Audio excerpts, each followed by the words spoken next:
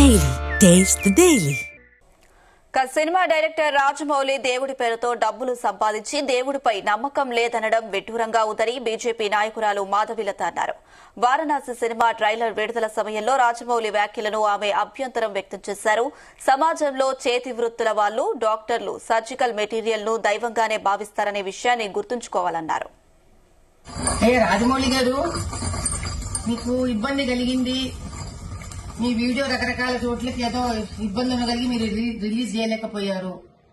ఎవరి కష్టాలు వాళ్ళకు ఉంటాయి, కాదనట్లేదండి.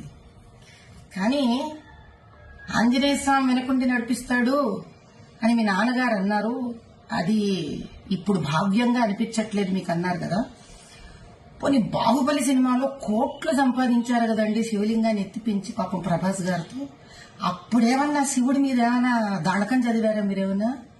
ఏ శివాలయానికి ఏమైనా దాన ధర్మాలు చేశారా? ఆ రోజు చేసింది లేదు, ఈ రోజు తిట్టుకోవడం ఎందుకండి ఆంజనేయ స్వామిని చెప్పండి.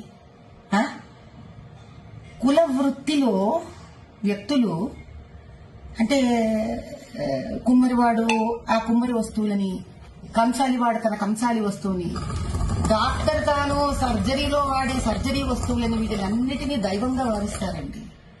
భగవంతుడు డబ్బు సంపాదనకి వాడుకోండి, కాదనట్లేదు.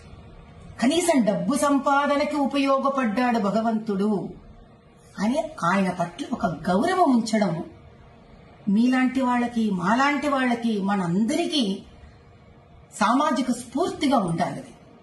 ఎందుకంటే ప్రజలు మనని చూసి మన మాట విని చైతన్యవంతమవుతారు.